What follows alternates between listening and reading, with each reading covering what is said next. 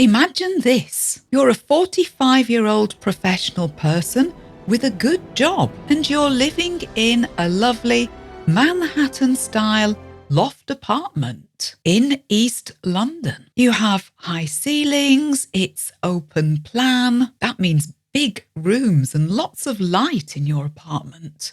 Lots of space. Brilliant. What a lovely place to live and many people's dream. But imagine also that your loft apartment still has fire escapes, signs on the walls, and electric plug sockets from when it used to be an office building. And imagine that you could be asked to leave this lovely loft apartment in just 28 days. Welcome to an idea called property guardianship, something that's becoming more and more popular in the UK and other places in the world where property is very expensive. We'll come to what guardianship means in a moment. But first, it's important for this podcast to know that word property, P-R-O-P-E-R-T-Y,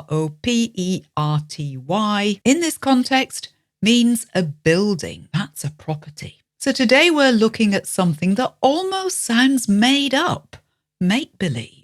Because of London's crazy housing market, professional people are signing legal documents that give up their rights just to live cheaply as guardians in old buildings, fire stations, offices that are no longer used, old pubs that are no longer operating, all to protect these buildings from illegal squatters. We'll come back to those words. In this podcast, you will pick up some great vocabulary about housing law, and renting a home. Very important English vocabulary to learn. And also that very British thing of making the best of a situation. That's what this is. Some words: guardian. Guardian. It reminds me of that film, Guardians of the Galaxy. If you're a guardian of something, you look after it, you keep it safe. It's interesting too that the newspaper that I'm going to quote from is also called The Guardian, very well known in the UK. And I guess that newspaper sees its role as protecting people, protecting the UK by keeping an eye on what's going on and reporting it. And that other word I used there, squatter. That's S-Q-U-A-T-T-E-R. What's a squatter? Well, it's a person that takes over a building and lives there without permission, without paying any rent. No money changes hands. So squatters live in buildings illegally, outside of the law. What I'm going to talk about today, it's all happening because the owners of buildings that are not houses, not flats, not residential. Owners want people to live in these buildings to protect them from squatters. Who could imagine this would be a thing? Let's get into it. Let's understand it some more. First of all, a question. Why would over 50,000 people a year choose to live in office buildings or pubs rather than normal houses and apartments? So the number of people wanting to do this rose by 60% between 2022 and 2024. That's in the UK. That's a lot of people looking for an alternative to renting a house, flat or apartment in the usual way. So let's have a look at this idea of property guardianship. Property guardians, that's Guardian. They're people who live in empty buildings just to protect them. And the noun guardianship just means the action of being a guardian. So basically, property guardians get to live in a particular building and they are like a free security guard for the owner of the building. For the property guardian, it's cheap accommodation. It's a less expensive place to live. So everyone wins, in theory. And the buildings? Well, they can be lots of different types of buildings with different previous uses, like old schools, old churches, former pubs, disused hospitals or office buildings. But, and sometimes this is important, sometimes they are derelict or on the way to being derelict. Derelict, D-E-R-E-L-I-C-T. That's a word we use of buildings which have been abandoned and which are in poor condition, falling apart in other words. So if you imagine a church with stained glass windows, that sounds lovely, but the roof may leak when it rains. Or you may get an office building which has bars on the window, a bit like a prison. So because these buildings are not intended as homes, property guardians may live in all kinds of conditions. Some lovely, some terrible. One such person, Luke Williams, age 45, was interviewed by the Guardian newspaper. Luke Williams has been living as a property guardian in East London for more than 18 months. He says he likes weird and offbeat. That means unusual. And Luke Williams is very pleased with where he lives. As usual, the link to that Guardian article is in the transcript on our website at adeptenglish.com if you want to have a look at his place. It looks really nice. He's in a big old office building, but he's got nice furniture, plants and sofas, and his place looks very comfortable. And one advantage over many other London properties, it's got loads of room. Another positive example, Daisy Mangum, 25, and Rebecca Ludden, age 24. Well, they live together in a former pub in northwest London. Daisy Mangum told The Guardian, that flexibility is useful. The 28-day notice works both ways. So some people genuinely prefer it. It means they can move out quickly if they want to. Now, if you want to keep building your English topic by topic like this, it will be really helpful to you to subscribe to Adept English for 8 extra episodes per month. Have a look at adeptenglish.com, and while you're there, check out our courses. They will take your level of English up.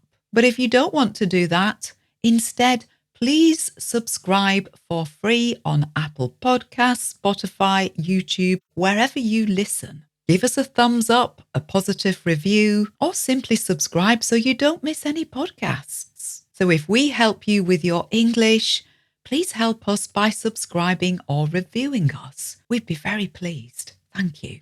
Apparently, the people who do property guardianship are changing. A man called Arthur Duke, who founded a company called Live-In Guardians, is busy putting people who want to be property guardians in touch with owners of buildings where it can happen. Arthur Duke told, again, the Guardian newspaper, the market has changed from creative, cool, self-employed types to people who are a bit older and in full-time professional jobs, who are just looking to save money. Apparently now 1 in 5 property guardians works in medicine, law, or accounting. These are professional people in their 40s and 50s who simply cannot afford the rent in London. That's crazy. And some figures may help explain. The average monthly private rent in the UK, figures from late 2025, so recent, the average is £1,366 per month.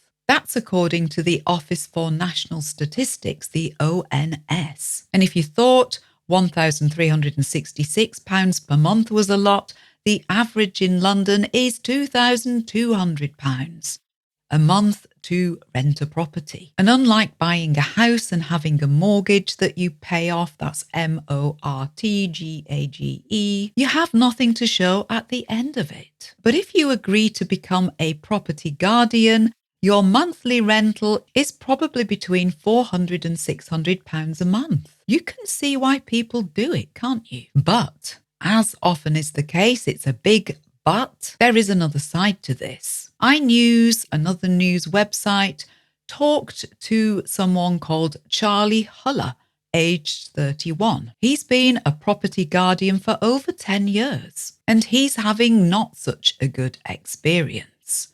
Where he lives, ceilings are falling down, he lives with unsafe electrics, and a shower that leaks water over electrical fittings, making it dangerous. Charlie Huller paid £400 a month for a tiny room with bars at the windows. Now his fee is rising to £858 a month to live in a pretty grim place. He says, "I've never managed to have a stable home. It's horrible, but it's the only option I've got." It's not that Charlie Huller is being quirky. It's truly his only choice. Normally, when you rent in the UK, you become a tenant. That's tenant. And it means you have some legal protection. You have laws to protect you. This is great vocabulary. If you become a tenant, you rent a home, then you have an agreement called a tenancy. tenancy.